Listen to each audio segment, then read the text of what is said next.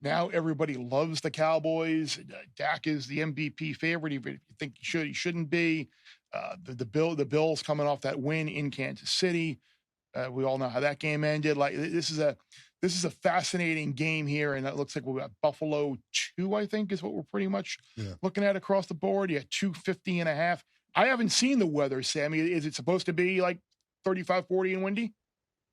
Oh, I've got it on my tabs, buddy. 49 degrees, 18-mile-an-hour winds, 50% chance of rain, which the rain to me is not a big deal. We've talked about this. To me, it's the wind. Yeah. But you take these dome teams outside in December, and it's not ideal. I mean, how many times did I warn you guys about, oh, Jared Goff, it's so cold in Chicago. Jared Goff sucks when it's a cold game and it's 28 degrees. I mean, we've known that since college. But I do think there's something to be said about a track team, a very good yard after catch team with CeeDee Lamb and Brandon Cooks, and Ferguson's a very good tight end. He makes the catch, he turns upfield. That stuff's difficult to do in 20-mile-an-hour winds. And I don't know, guys. I'm laying 2 before I take 2 with Buffalo, that's for sure. In fact, I already laid 2, and I was surprised because we did see a move on Dallas yesterday to knock it back down to 1.5, and then they laid 1.5 back to 2. I don't think it's going to get to 3, because if it does, they'll whack 3 on the dog side of things. This is a really bad spot for Dallas, in my opinion. Dallas is good. Dallas is better than I thought. I wouldn't bet Dallas, though. But is it a bad spot for Buffalo too, coming off the emotional win there in Kansas City, and now you've got to come back and play another? You have such a small margin of error to be able to potentially make the playoffs. You have to win probably 3 or your final 4 games. Like, Will, is it a bad spot for Buffalo though as well? I mean, I agree with Sammy 100%. I think it's a bad spot for Dallas coming off the game that they had last week. But it's not like Buffalo has a ton of wiggle room here either, right? I don't think it's as bad a spot. I think it's a better spot for Buffalo because Dallas, like you said, coming off a big win, there can be the thing you worry about with a spot is complacency setting in. Hey, we got our win, we're satisfied. Buffalo has no room for complacency, no room to be satisfied. Every game is a playoff game, and if they can get this one, I think it's then Patriots, Chargers, then Miami at the end of the year. Which, look, they're not out of the division, so I think they're too hungry, they're too focused to have a bad spot. So I agree with what Sammy said about, hey, this is dome team, a team from Texas going outdoors, and look, 49 degrees isn't anything crazy, but I just think this is a good matchup, a good spot for Buffalo. By the way, I suggested Bills 50-1 to win the Super Bowl last year. I was so convincing that I texted all 3 of these guys. None of them tailed it. None of them followed. I didn't convince any of you guys. So I'm sitting there riding solo with them, but I think it'd be good for the league to get them in the play. Herbert, no Burrow, no Aaron Rodgers. Like, do we need to see Trubisky in the playoffs? Do we need to see Minshew? Let's get Allen in the playoffs and have some fun. So hopefully Buffalo does, make a run and get in here. Like I said, division's really not, with Miami losing that awful game, and I'm sure we'll get to Miami here. It's possible there. Well, yeah, they're only plus 300 to win the division. Yeah. I was texting with Murray at the Superbook, and he said even with Buffalo's record, and what are they, 7-6? Even at 7-6. They are still probably favored over every team in the AFC on a neutral.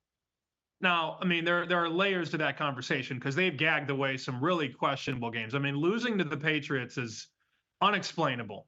Patriots have, 3 wins this year, and one of them is against Buffalo. They also lost to the Jets when Aaron Rodgers got hurt. They lost to, the Bengals, I guess, wasn't a bad loss. They tried to lose last week. Denver, the Broncos game. Yeah, the Broncos game was not great. But then when you look at their schedule, they have a 3-point loss, a 2-point loss, a 6-point loss, a 4-point loss, a 5-point loss, a 6-point loss. They're not getting blown out. They're losing close games. And it's really one of the more fascinating teams.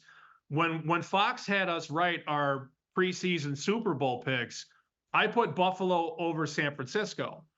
And I'm not saying it's going to happen. I mean, the Bills don't look like a Super Bowl team. Let's not get crazy, although Will does have a great number at 50-1.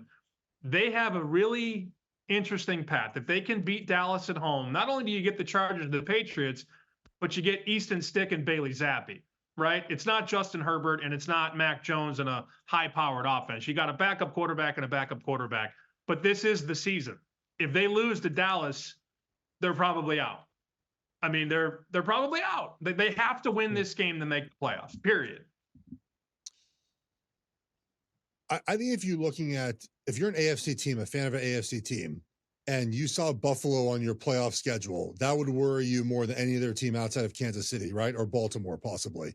Like, that's the thing about, if they get in, they can do some damage. Here's my problem with Buffalo. I say this almost every week, guys.